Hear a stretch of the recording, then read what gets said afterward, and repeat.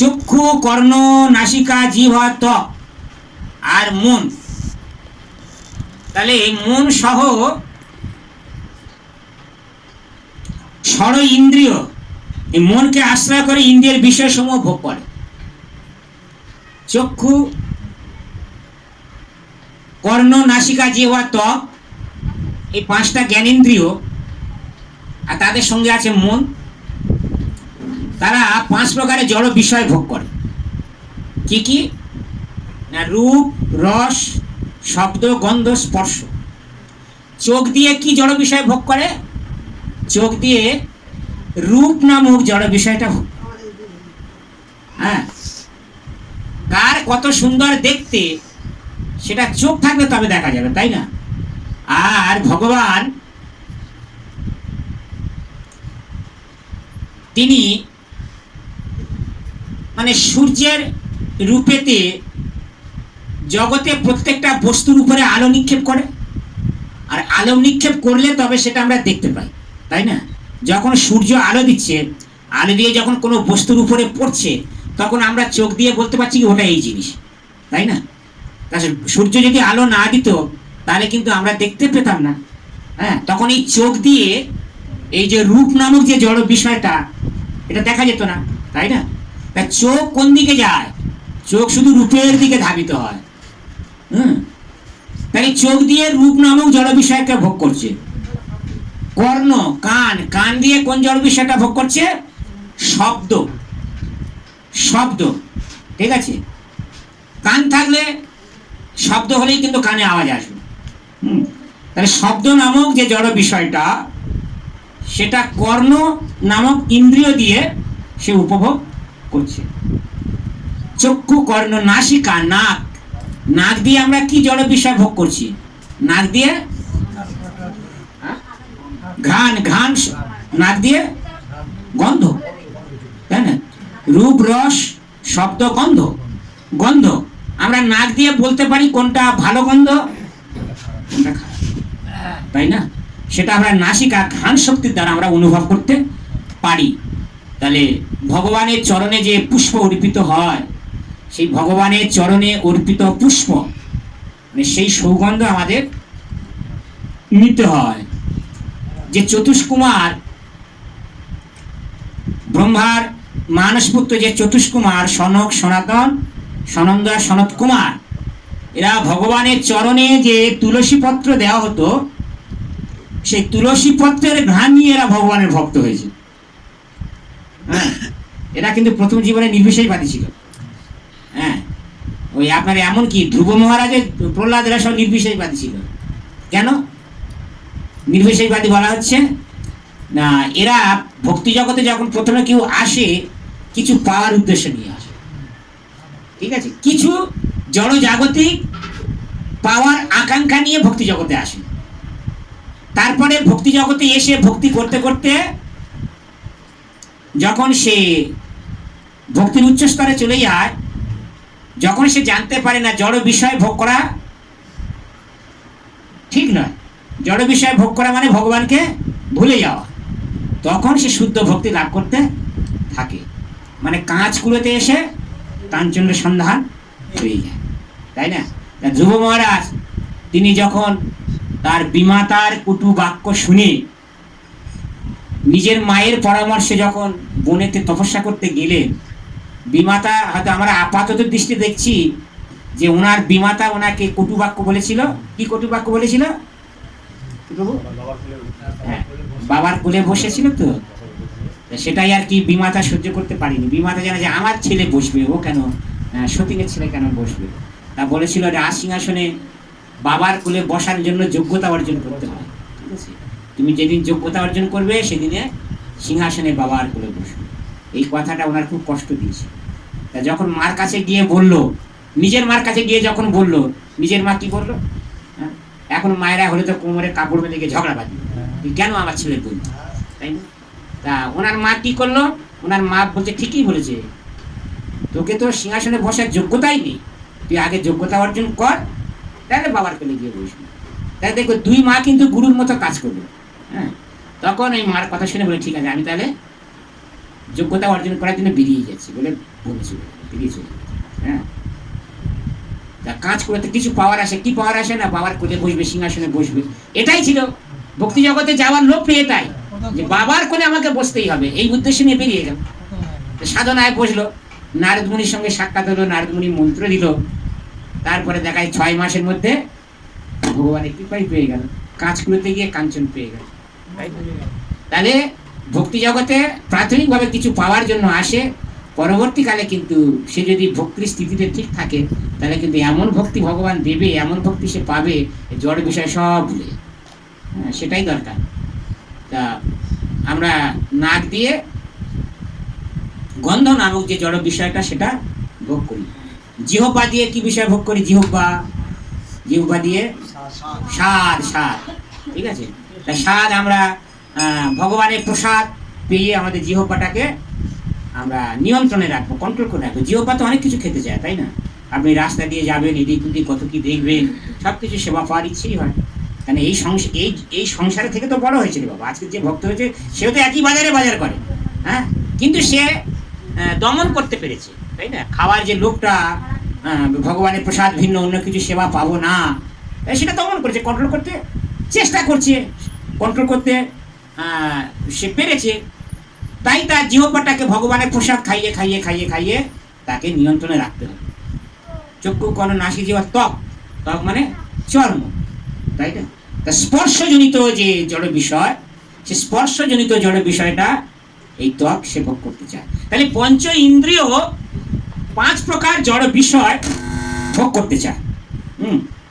তাই ভগবান বলছেন মূঢ় লোকেরা দেখতে পায় না কিভাবে জীব দেহ ত্যাগ করে অথবা প্রকৃতির গুণের দ্বারা প্রভাবিত হয়ে কিভাবে তার পরবর্তী শরীর সে উপভোগ করে, কিন্তু যিনি জ্ঞানচক্ষু বিশিষ্ট ব্যক্তিগণ সমস্ত বিষয় দেখতে পায়।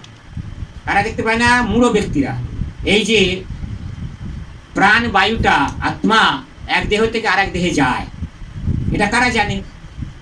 যারা ভক্তি জগতে এসেছে এরাই জানে। যারা ভক্তি জগতে আসেনি ওরা জানে কি? ওরা জানে না। ওরা জানে পৃথিবীতে এসেছি, খাবো দাবো, স্ফূর্তি করব, আনন্দ করব, চলে যাব। কোথায় থেকে এসেছি, কেন এসেছি, এসে আমাদের কর্তব্য কর্ম কি কি করা উচিত, এসব বিষয়ে তাদের আত্মতত্ত্ব জ্ঞান লাভ করার কোনো প্রচেষ্টাই তাদের নাই। কিন্তু জ্ঞান চক্ষু বিশিষ্ট ব্যক্তিগণ এ সমস্ত বিষয়ে তারা সচেতন হন। ওই জন্য না, এরা ভক্ত শাস্ত্র চক্ষুষা, এই শাস্ত্র একটা চোখের মতো কাজ করে, জ্ঞান চোখের মতো কাজ করে, তাই না? আপনি চোখ দিয়ে যেমন জগতে সবকিছু দেখতে পাচ্ছেন, তেমনি যার জ্ঞান চক্ষু, জ্ঞান চক্ষু যার বিকশিত হবে, সে জ্ঞানের মাধ্যমে অনেক কিছু জানতে পারবে, অনেক কিছু দেখতে পারবে, ঠিক আছে? তাই জ্ঞান চক্ষু বিশিষ্ট ব্যক্তিগণ সমস্ত বিষয় তারা দেখতে পান। আত্মজ্ঞানে অধিষ্ঠিত যত্নশীল ব্যক্তিগণ, যোগীগণ এই তত্ত্ব দর্শন করতে পারে। তারা এই যে তত্ত্বটা বলা হয় যে দার্শনিক দিক, ফিলোসফি যে দিকটা, এটা যোগীগণ তারা অনুভব করতে পারে। যারা ভগবানের ভক্ত তারা অনুভব করতে পারে। ভগবানের ভক্ত তারা তত্ত্বগত জানতে পারে যে ভগবানের সেবার মাধ্যমেই ভগবানকে লাভ করা যায়। এই যে দার্শনিক দিকগুলো, এগুলো তো সাধারণ মানুষ বুঝতে পারবে না। কিন্তু আত্মতত্ত্বজ্ঞানে রহিত, অবিবেকহীন, যত্নপরায়ণ হয়েও এই তত্ত্বগত অবগত হয় না। অনেকে আছে দেখবে যে যারা আপনার সকাম কর্মে নিযুক্ত, সকাম কর্মী, ঠিক আছে, তারা কিছু পুণ্য কর্ম করে। সকাম কর্মীরা তারা ব্যবসা করুক বা চাকরি করুক বা যাই করুক, যে অর্থ উপার্জন করে তার একটা অংশ পুণ্যকর্ম অর্জিত করার জন্য ব্যয় করে, ঠিক আছে? সে কিছু হয়তো দান করলো, বা বছরে দেখা যাচ্ছে বাড়িতে হয়তো একদিন একটু হরিনাম দিল, কি সাধু সঙ্গ দিল, হ্যাঁ, এইরকম গরিব দুঃখীদের আপনার পাশে গিয়ে দাঁড়ায়, তাই এটা সে পুণ্য অর্জন করে। কিন্তু তার অর্জিত অর্থের 75 ভাগ, অর্জিত অর্থের 75 ভাগ সে নিজের ইন্দ্রিয় তৃপ্তিতে ব্যয় করে। হ্যাঁ, স্ত্রী পুত্র পরিজন আত্মীয় বর্গদের জন্য ব্যয় করে। সূর্যের যে জ্যোতি, এই যে সূর্য দিনের বেলা উঠেছে তার যে জ্যোতি, এবং চন্দ্র অগ্নির যে জ্যোতি সমগ্র জগৎকে উদ্ভাসিত করে, তা আমার এই তেজ বলে জানবে। ভগবান বলছেন রাতে যে চন্দ্রের যে আলো, দিনের বেলা সূর্যের যে আলো বা তেজ, এগুলো সব আমার থেকে প্রবাহিত হচ্ছে। ভগবান বলছে ওগুলো আমার বলে জানবে। আমি চন্দ্র, আমি সূর্য, আমি চন্দ্র সূর্যের প্রভা। হ্যাঁ, আমি জলের রস, ফলের রস। সূর্য সমস্ত সৌরমণ্ডলকে আলোকিত করছে। সূর্যের একটা নির্দিষ্ট এলাকা যে মণ্ডল আছে, সৌরমণ্ডল, সে সারা ব্রহ্মাণ্ডটাকে আলোকিত করছে। একটা সূর্য একটা ব্রহ্মাণ্ডকে আলোকিত করে। অনেক অনেক ব্রহ্মাণ্ড আছে, সৌরমণ্ডল আছে, যেখানে ভিন্ন ভিন্ন সূর্য রয়েছে, চন্দ্র রয়েছে, গ্রহ রয়েছে, তবে প্রত্যেক ব্রহ্মাণ্ডে একটা করে সূর্য আছে। একটা করে ব্রহ্মাণ্ডে একটা করে সূর্য, অন্য ব্রহ্মাণ্ডে অন্য সূর্য। ঠিক আছে, একটা করে ব্রহ্মাণ্ডে একজন করে ব্রহ্মা, আবার অন্য ব্রহ্মাণ্ডে অন্য ব্রহ্মা আছে। ঠিক আছে, এখন আমাদের এই যে ব্রহ্মাণ্ডটা, অন্যান্য ব্রহ্মাণ্ডের যে মহাবিশ্বে যত ব্রহ্মাণ্ড আছে, সবচেয়ে ছোট ব্রহ্মাণ্ড হলো আমাদের ব্রহ্মাণ্ড। আর সেই জন্য আমাদের ব্রহ্মাণ্ডের যিনি ব্রহ্মা তার অল্প মাথা। ঠিক আছে, আমাদের ব্রহ্মাণ্ডের ব্রহ্মার কটা মাথা? 4টে মাথা। আর অন্যান্য ব্রহ্মাণ্ডে আছে মহাবিশ্বে, সেখানে ব্রহ্মা দেখা যায় 100 মাথা, 200 মাথা, 1000 মাথা। ঠিক আছে, এই ব্রহ্মা যে একজন সেটা ভাববেন, এটা আমাদের ব্রহ্মাণ্ডে একজন। এবং শুধু তাই নয়, আমাদের দেশে যেমন প্রতি 5 বছর অন্তরে পার্লামেন্ট চেঞ্জ হয়, ঠিক আছে, তেমনি ব্রহ্মাণ্ডেও কিন্তু এই ব্রহ্মা শিব এরাও পরিবর্তন হয়। সেটাও কিন্তু 5 বছর অন্তর, তবে সেটা আমাদের হিসাবের সঙ্গে ওদের হিসাবটা আলাদা। ঠিক আছে, তা আমাদের ব্রহ্মার 4টে মাথা। কেন 4টে মাথা হলো? আমাদের ব্রহ্মার 4টে মাথা হওয়ার কারণ কি?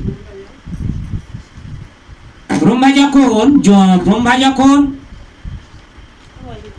গর্ভোদকশায়ী বিষ্ণুর গর্ভ থেকে যে পদ্ম নালী বেরিয়েছে, ভুলে গেছে কি, গর্ভোদকশায়ী বিষ্ণু থেকে ব্রহ্মাণ্ডের সৃষ্টি হয়েছে এই ব্রহ্মার, তাই না? হরিবল। ব্রহ্মা যখন জন্মালো, ব্রহ্মাণ্ড প্রথম শব্দ শুনতে পেয়েছিল ব্রহ্মা, ওম শব্দটা শুনতে পেয়েছিল ব্রহ্মা। তিনি সামনের দিকে তাকাচ্ছে, কিছুই দেখতে পাচ্ছে না, আবার পিছনের দিকে তাকাচ্ছে, কিছুই দেখতে পাচ্ছে না, শুধু কানে শুনতে পাচ্ছে। ডান দিকে বাঁ দিকে চারদিকে তাকাচ্ছে, চারদিকে তাকাবার জন্য তার চারদিক থেকে 4টে মাথা তৈরি হয়েছে। এই জন্য ব্রহ্মার 4 মুন্ড। তিনি চারদিকে তাকিয়েছিল, ডান দিকে বাঁ দিকে পেছন দিকে সামনের দিকে, চারদিকে 4টে মাথা। তা আমাদের ব্রহ্মাণ্ডে একটা সূর্য,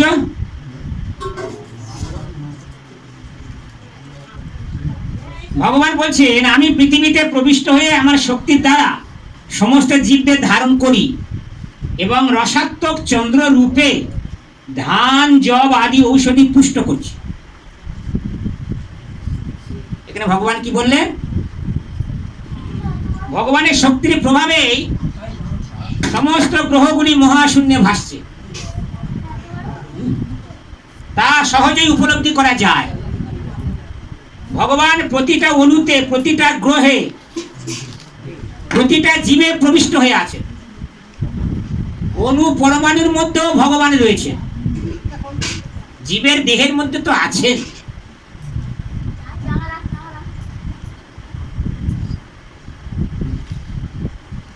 তাই ব্রহ্মসংহিতাতে সেই সম্বন্ধে বলা হয়েছে, পরম পুরুষোত্তম ভগবানের অংশরূপে পরমাত্মা গ্রহগুলিতে, ব্রহ্মাণ্ডে, জীবে, এমনকি অণুতেও প্রবিষ্ট হন, মানে প্রবেশ করেন। সুতরাং তিনি প্রবিষ্ট হন বলেই সবকিছু যথাযথভাবে প্রকাশিত হয়। দেহে যখন আত্মা থাকে তখন মানুষ জলে ভেসে থাকতে পারে, তাই না? অনেকে জানে খুব সুন্দর সাঁতার জানে, অনেকে জলে ভেসে থাকে। তা জলে ভেসে থাকে কেন? সে বেঁচে আছে বলেই তো ভেসে থাকে। আর বেঁচে থাকার লক্ষণটা হলো তার শরীরে আত্মা আছে। শরীর থেকে আত্মাটা বেরিয়ে যাওয়া মানেই তো সে মৃত বলে ঘোষিত হয়ে যাবে। আর এই মৃত ব্যক্তিকে জলে ভাসিয়ে দেবে, কি ভাসবে? ও তো ডুবে যাবে। সেই জন্য বলছে, হ্যাঁ, যে শরীরে আত্মা আছে বলেই সে জলে ভেসে থাকতে পারে। কিন্তু আত্মা যখন এই দেহ থেকে চলে যায় তখন দেহটির মৃত্যু ঘটে। সেই জন্য বলছে, আমি জঠর অগ্নি রূপে প্রাণীদের দেহ আশ্রয় করে, ভগবান বলছে আমি জঠর অগ্নি রূপে প্রাণীদের দেহ আশ্রয় করে প্রাণ এবং অপান বায়ুর সংযোগে 4 প্রকার খাদ্য খাবার পরিপাক করে থাকে।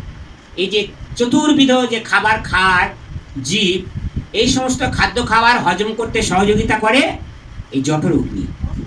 হ্যাঁ, এবং সে ভগবান তার প্রতিনিধি রূপে জীবের হৃদয়েতে অবস্থান করে জঠর অগ্নি রূপে খাদ্য খাবার যাহা কিছু খায় তাহা পরিপাক করতে সহযোগিতা, তাই না?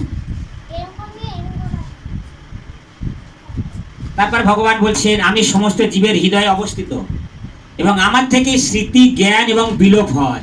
এই যে স্মৃতি শক্তি, অনেকে বলে খুব প্রখর স্মৃতিশক্তি, একবার শুনলেই সব মনে রাখতে পারে। অনেকে আছে বারবার শুনেও মনে রাখতে পারে না। মানে ভগবান বলছে আমি তার স্মৃতি দিই, হ্যাঁ, এবং তার জ্ঞান দিই এবং বিলোপ, আমি সেটাও স্মৃতিটাকে বিস্তৃত করিয়ে দিই, সেটাও ঠিক আছে। তার যে বুদ্ধি দিই সেটাও আমি, আবার বুদ্ধিটাকে যেটা হরণ করে নিই সেটাও আমি, সবই ভগবান। তাহলে ভগবান কেনই বা বুদ্ধি দিচ্ছে, আর ভগবান কেনই বা বুদ্ধি হরণ করে নিচ্ছে, তাই না? এটা এইসব জায়গাগুলো হলো দার্শনিক দিক। হ্যাঁ, তা ভগবান, যিনি ভগবানের প্রেমময়ী সেবায়তে যুক্ত হয়, যিনি ভগবানকে ভালোবাসে, হ্যাঁ, সততা যুক্তাতাং ভজতাং প্রীতিপূর্বকম, যে সতত আমাকে প্রীতির সহিত শ্রদ্ধার সহিত আমার ভজন করে, তা ভগবান বলছে আমি তাকে দাদা, আমি বুদ্ধি যোগম, আমি তাকে সুবুদ্ধি দিই। সুবুদ্ধি কি? সুবুদ্ধিটা কি না, এই সুবুদ্ধি দেওয়া হয় যাতে করে সে আমার সনাতন ধাম থেকে জড় জগতে গিয়েছে, ওই সুবুদ্ধির বলে আমার সেবা করে আবার এই জড় জগৎ থেকে মুক্তি পেয়ে সে আমার সনাতন ধামে চলে আসবে। এটাই ভগবান তাকে সুবুদ্ধি দিচ্ছে, তাই না? আবার অনেকের বুদ্ধি বিলোপ করে দিচ্ছে। বুদ্ধিটাকে বিলোপ করার অর্থ কি বোঝাচ্ছে ভগবান? না, তাকে এই বুদ্ধি দিচ্ছে যে বাবা তুমি যখন আমার সেবা করতেই চাইছো না, তুমি যখন আমাকে ভুলে থাকতেই চাইছো, তা ভালো, ভুলেই থাকো, তাহলে আমি তোমাকে আরো বেশি বেশি করে জড় বিষয়, সম্পদ, টাকা পয়সা, যাহা কিছু তোমার দরকার, আমাকে ভুলে যেতে গেলে আমি সব তোমাকে দিচ্ছি। তাহলে যত ভগবান দিচ্ছে ও তত ভগবান থেকে দূরে চলে যাচ্ছে। তার মানে ওর সুবুদ্ধিটাকে ভগবান ডিলিট করে দিয়েছে, দিয়ে ওর মানে জড় বিষয়ে যে বুদ্ধি সেটা ভগবান জুড়ে দিচ্ছে। ঠিক আছে? হ্যাঁ, এই হলো ভগবানের লীলা। তিনি বলছেন আমি সমস্ত জীবের মধ্যে আছি, আবার বলছে আমি কোনো কিছুর মধ্যে নেই। তা যেখানে তার নাম গান হয়, যেখানে তার ভক্তরা তার কথা আলোচনা করে, মচ্চিত্তা মদগত প্রাণা বোধয়ন্ত পরস্পরম, তাই না? কথয়ন্তস্য মাং নিত্যং তুষ্যন্তি চ রমন্তি চ। তাহলে যেখানে ভগবানের কথা আলোচিত হয়, ভগবান কি করে? ভগবান সেই গোলক ত্যাগ করে সেখানে চলে আসে, বলে ওখানে আমার কথার আলোচনা হচ্ছে, আমি ওখানে শুনতে খুব ভালোবাসি, ভগবান সেখানে চলে আসে। এটা হলো। আবার যেখানে ভগবানের কথা আলোচনা হয় না, এই রাজনীতির গল্প হয়, সমাজনীতির গল্প হয়, ক্লাবের গল্প হয়, কত কি হয়, তা ভগবান কি সেখানে থাকে? ভগবান সেখানে থাকে না। ভগবান সেখানে থাকে না। যেখানে ভগবানের কথা আলোচনা হয় না, সাধুরা বলছে ও সব কাগেদের তীর্থ। কাকেদের একটা তীর্থ আছে, আর সাধুদের একটা তীর্থ আছে। কাক যদি এক জায়গায় জোগাড় হয় তাহলে কি করে? কা কা করে, আর বাইরের যত নোংরা জিনিস সব পায়ে করে নিয়ে এক জায়গায় জড়ো করে, তাই না? তার মানে সেখানে নোংরা ঘাটে। তা কাকেদের তীর্থ সাধুরা বলছে যেখানে ভগবানের কথা আলোচিত হয় না, যে গ্রন্থে ভগবানের বাণী উচ্চারিত হয় না, যে শরীরে ভগবানের কথা উচ্চারিত হয় না, সে সবই হলো কাকেদের তীর্থ। সেখানে সাধুরা গমন করে না। সাধুরা সেটা গ্রহণ করে না। সাধুরা কোনটা গ্রহণ করে? যেখানে ভগবানের কথা আলোচিত হয়, গৃহ্ণতি, শৃণ্যতি, গায়ন্তি। সাধুরা সেটা গ্রহণ করে, সাধুরা সেটা গান করে, সাধুরা সেটা শ্রবণ করে।